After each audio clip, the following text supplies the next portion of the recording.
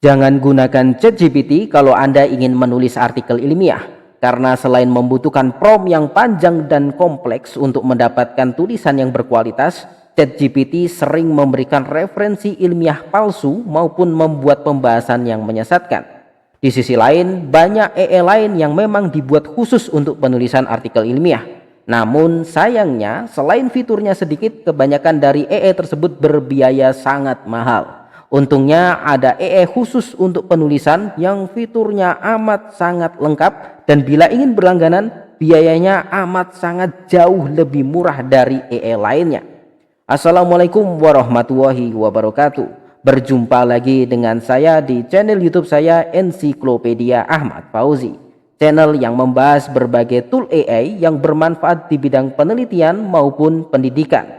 Di video kali ini kita akan membahas salah satu tool AI yang paling saya rekomendasikan untuk penulisan ilmiah. Sebetulnya AI ini sudah pernah saya bahas, namun karena banyak yang meminta saya untuk membuatkan tutorial berlangganan di AI ini, maka akan saya bahas kembali, khususnya pembahasan bagaimana cara melakukan berlangganan di AI ini. Di video kali ini saya akan mendemonstrasikan terlebih dahulu fitur-fitur luar biasa lainnya yang ada di AI ini. Yang akan saya demonstrasikan berbeda ya dengan fitur yang sudah saya bahas di video sebelumnya. Baru kemudian akan saya bahas cara kita berlangganan dan cara mendapatkan diskon berlangganannya. Sekali lagi, biaya berlangganan AI ini jauh lebih murah dari AI lainnya. Karena dengan biaya yang sama, kalau kita berlangganan di AI lain hanya cukup untuk berlangganan 1-2 bulan, sedangkan pada AI ini dengan biaya yang sama kita bisa berlangganan unlimited ya, atau tanpa batas, unlimited selama 1 tahun. Oke, langsung saja kita bahas fitur AI tersebut. Nah ini ya, ini merupakan AI-nya. Alamatnya bisa diakses di sini ya. Kita gunakan alamat yang ini saja biar tidak salah masuk ke website AI yang lain, karena ada yang namanya serupa juga namun ternyata AI-nya berbeda. Oke, di video kali ini saya akan bahas bagaimana cara memanfaatkan AI ini untuk membuat proposal penelitian, kemudian membuat skripsi hingga membuat artikel ilmiah. Oke. Kalau misalkan kita belum punya ide karya tulis ya, atau ide penelitian, kita bisa menggunakan menu ini atau menu ide karya tulis dari referensi. Tapi tidak akan saya bahas karena sudah saya bahas di video sebelumnya. Misalkan kita sudah punya ide penelitian, sekarang ingin kita tuangkan menjadi proposal penelitian, maka kita bisa klik menu ini. Nah ini proposal penelitian ini bisa untuk proposal skripsi, tesis, disertasi, ataupun bahkan proposal hibah internal dan eksternal untuk dosen.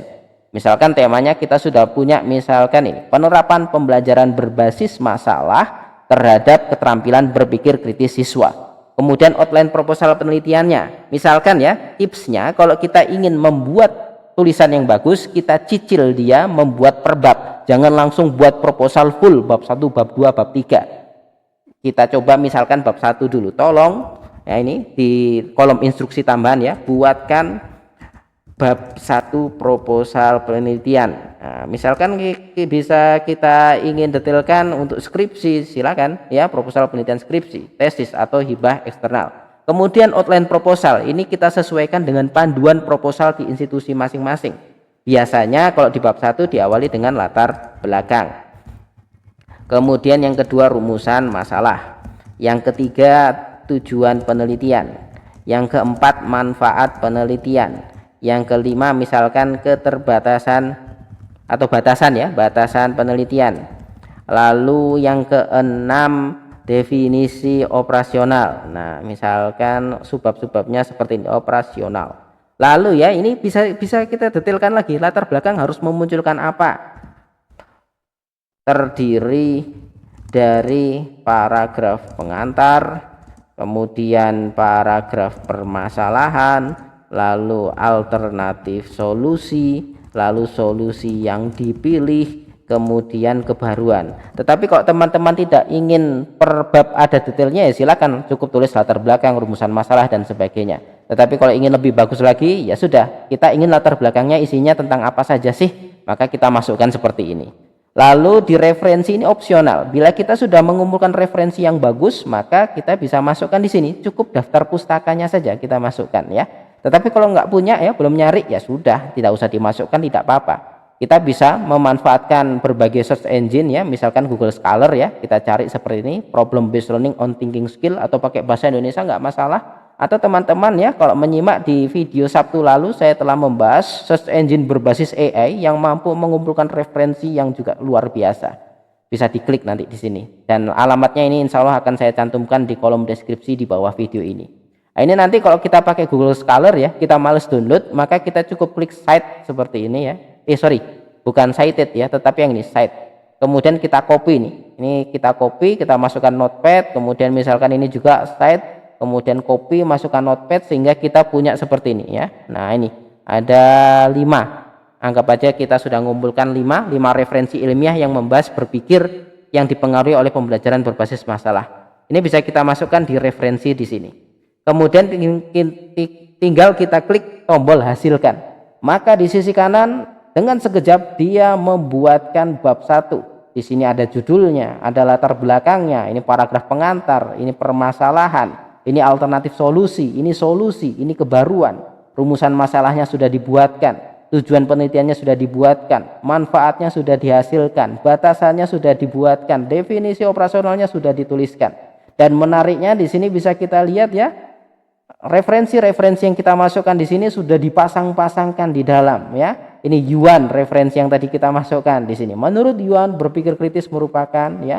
Lalu ini data dari Anazifa dan Jukri, kemudian Fadilah et al 2021. Nah ya, luar biasa sekali ya. Dengan hanya memasukkan seperti ini tanpa membuat prompt yang panjang seperti di ChatGPT, kita bisa membuat tulisan ilmiah seperti ini. Namun ingat ya, kita sebagai akademisi, kita tetap harus menjaga integritas akademik dan sikap ilmiah. Jangan sampai kita yang diatur oleh AI kita gunakan sebagai pembantu kita, bukan kita yang menjadi pembantunya ya. Itu harus kita selalu jaga. Nah, proposal penelitian sudah jadi. Kemudian misalkan kita sudah punya data penelitian ya, kita kembali ke AI Writer ya. Ini bisa disimpan dahulu, atau kalau enggak ya sudah langsung di leave saja. Kita sudah punya data penelitian, maka kita nanti bisa buatnya menjadi bab 4 untuk skripsi, tesis, atau disertasi.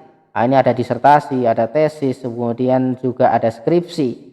Oke, nanti bisa dicek sendiri ya skripsi, tesis, disertasinya. Langsung saja mungkin saya praktikkan bagaimana caranya kalau langsung kita jadikan artikel ilmiah ya. Ini tinggal kita klik saja, buat artikel ilmiah. Sama nanti kalau deskripsi, tesis, disertasi ya, instruksi tambahannya cicil dulu. Tadi kan proposal udah jadi bab 1. Nanti bab 2 dibuat, bab 3 dibuat misalkan ya. Kemudian tinggal bab 4 dan bab 5. Ya sudah, kita cicil buat bab 4-nya dahulu gitu ya. Nah, sekarang misalkan saya nggak mau dalam bentuk laporan tapi dalam bentuk artikel jurnal. Maka kita pilih yang ini buat artikel ilmiah, judulnya kita masukkan sama pembelajaran berbasis masalah terhadap keterampilan berpikir kritis. Outline-nya, nah sebelum kita tulis outline-nya, di instruksi tambahan kita tuliskan buatkan pembahasan untuk artikel ilmiah ini. Nah ya, kemudian outline-nya kalau di pembahasan yang bagus, yang pertama itu interpretasi data, yang kedua pembanding atau membandingkan temuan penelitian ini dengan penelitian terdahulu. Kemudian yang ketiga membahas temuan berdasarkan referensi ilmiah. Kemudian selanjutnya diskusi tindak lanjut. Kemudian paragraf terakhir adalah keterbatasan penelitian, misalkan seperti ini ya. Kemudian referensi sama, kalau ada silakan dimasukkan ya. Saran saya kita kumpulkan dulu referensi-referensi bagus berbahasa Inggris misalkan, tapi kita susah menginterpretasikan dan memasukkannya ke pembahasan. Tinggal nanti kita copy saja ya, kita list referensi-referensi tersebut di sini, sehingga nanti tinggal dicantolkan oleh AI ini di dalam pembahasan kita. Modelnya di sini tetap premium dan sebagainya ya. Nah, kemudian tinggal kita klik hasilkan. Maka setelah kita klik hasilkan, pembahasan akan langsung dibuat. Kalau misalkan kita sudah melakukan analisis data ya, misalkan menggunakan uji ANOVA, hasil uji F-nya berapa, ada pengaruh signifikan atau tidak, rata tiap kelompok berapa, bisa dimasukkan di instruksi tambahan. Misalkan ya, buatkan pembahasan untuk artikel ilmiah ini dengan data seperti berikut, sehingga nanti pembahasannya akan lebih sesuai dengan penelitian kita. Namun tanpa kita masukkan hasil analisis, di sini bisa kita lihat hasilnya pun sudah bagus ya. Di sini ada interpretasi data ya. Kemudian ini juga sudah ada referensi, sudah dia kutip berdasarkan referensi yang tadi sudah kita list. Ya, kemudian ini membandingkan temuan penelitian ini dengan penelitian-penelitian terdahulu. Nah, ini sudah dibandingkan ya. Kemudian ini ada 3 paragraf. Kemudian membahas temuan berdasarkan referensi ilmiah sudah dia bahas ini. Lengkap sekali. Diskusi tindak lanjut sudah dia buatkan. Bahkan keterbatasan penelitian sudah dia identifikasi. Kita bisa nanti membuat dia menginstruksikan dia membuat latar belakang juga, kemudian metode penelitian, kesimpulan dan sebagainya. Oke, itu fitur yang kedua, artikel ilmiah. Nah, masih banyak fitur lain yang luar biasa, nanti silakan dicoba saja. Prinsipnya ya, dengan AI ini kita bisa membuat berbagai bagian ataupun berbagai jenis tulisan ilmiah. Tetapi sekali lagi tetap jaga integritas akademik kita. Oke, sekarang akan saya bahas bagaimana cara berlangganannya ya. Tadi saya katakan gunakan link yang ini ya. Nah, ini nanti akan saya copy ya di kolom deskripsi di bawah video ini. Kemudian silakan buka ke browser masing-masing. Ya, ini tinggal disalin seperti ini. Kemudian akan muncul tampilan seperti ini. Nah, kita bisa langsung masuk dengan Google. Kalau menggunakan ini ya, ditulis manual ini langkahnya nanti panjang. Boleh sih, nanti kalau teman-teman belum punya akun Google yang connect, silakan dimasukkan satu persatu. Tetapi kalau sudah punya akun Google yang connect, langsung saja connect ke browser ya maksudnya. Nah, ini kan sudah connect ke browser ini. Ya, kita klik masuk dengan Google. Atau kalau belum connect, biasanya nanti kita masukkan alamat email kita ya. Nah, ini karena sudah connect, maka emailnya sudah masuk di sini, tinggal kita klik saja ya. Kemudian kita klik continue. Lalu setelah kita klik continue, nah ini kita sudah punya akun. Enaknya gitu, kalau kita continue with Google atau masuk dengan Google itu langkah registrasinya cukup 2 langkah. Oke, kemudian langkah selanjutnya bagaimana? Kita scroll ke bawah. Nah, di sini ada paket berlangganan. Yang di scroll yang sisi kiri ya. Ini kita klik paket berlangganan. Kemudian di sini ya, mumpung diskon. Jadinya saya sarankan segera berlangganan, karena kalau terlambat diskonnya tiba-tiba dicabut, wah harganya mahal lagi bisa-bisa ya. Nah, ini karena mumpung di sini tulisannya diskon ya, maka biayanya hanya 490.000 per tahun ya untuk yang unlimited. Saya rekomendasikan yang ini karena selisih antara AI Pro dan AI Unlimited selisihnya cuma 100.000, tetapi kita lihat fiturnya kalau unlimited ya tanpa batas. Semua fitur 160 lebih fitur bisa kita pakai semua dan tidak ada batasannya. Berbeda dengan AI Pro yang bisa digunakan hanya 60 AI tools ya. Oke ya. Ini kata yang dihasilkan, tulisan yang dihasilkan per bulan pun tanpa batas. Sedangkan kalau AI Pro ya 50.000 per bulan. Dan 490.000 itu kalau kita berlangganan di AI lain ya hanya cukup untuk 1 sampai 2 bulan, karena AI lain itu 1 hingga 2 juta, rata-rata 2 juta lebih per tahun. Sedangkan di AI yang ini hanya 490, enggak sampai 500.000, bisa digunakan selama 1 tahun full tanpa batas. Kemudian tinggal kita klik order di sini ya, klik order.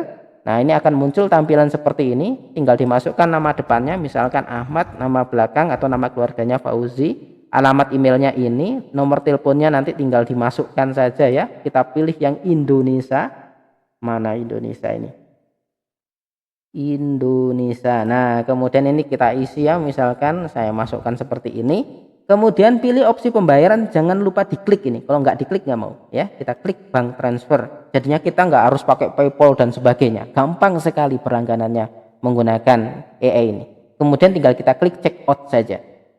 Nah, setelah kita klik check out, maka muncul tampilan seperti ini. Kita klik pembayaran via Midtrans. Ini nama lengkap kita tulis, misalkan Ahmad Fauzi. Teleponnya kita masukkan 08 dan seterusnya, misalkan. Emailnya kita masukkan, misalkan menggunakan email ini ya. Kemudian kita klik lanjut. Kemudian, nah ini ada banyak pilihan. Misalkan saya bayar pakai GoPay, ya sudah, pakai GoPay saja. Atau kalau pakai yang lain silahkan ya. Nah, ini karena saya tadi kepencet GoPay ya, maka langsung bayar pakai GoPay. Tapi tadi sudah ada pilihan ya. Pilihan menggunakan transfer bank, tinggal diklik saja, nanti pilih banknya. Nanti akan muncul tampilan seperti ini juga ya. Jadinya tinggal diklik mana yang ingin kita gunakan sebagai pembayaran. Biasanya kalau yang senior lebih suka menggunakan bank. Tadi di pilihan kedua, klik pilihan yang bank, terus ada banyak, nanti ada BNI, Mandiri, dan sebagainya. Biasanya nanti di emailnya pun juga ada pemberitahuan kalau kita sudah ingin berlangganan. Oh, ini belum muncul ya. Oke. Nah, ini cara bayar juga ada ya, tinggal kita klik saja cara bayar. Nah, ini buka aplikasi Gojek, GoPay atau e-wallet yang lain, download atau pindai kris pada layar dan seterusnya. Begitu juga mobile banking ya, atau menggunakan transfer, itu nanti juga ada cara bayar, tinggal diklik saja ya. Kemudian nanti di sini ada cek status kalau memang sudah dibayarkan atau belum. Dan ini waktunya 24 jam setelah kita pesan ya. Misalkan kita hari ini pesan, ya segera selesaikan pesanannya. Dan kalau sudah, nanti ada langkah selanjutnya, kita harus konfirmasi ke WA admin. Jadinya bukti pembayarannya jangan dibuang tetapi disimpan, kemudian nanti dikirim ke WA admin. Nanti di tampilan layar kita kalau kita buka brain text lagi ini, nanti akan muncul WA si admin. Nanti tinggal dikirimkan saja. Gitu ya. Oke, itu pembahasan saya terkait bagaimana cara berlangganan menggunakan AI yang sangat saya rekomendasikan ini. Terima kasih. Saya akhiri. Assalamualaikum warahmatullahi wabarakatuh.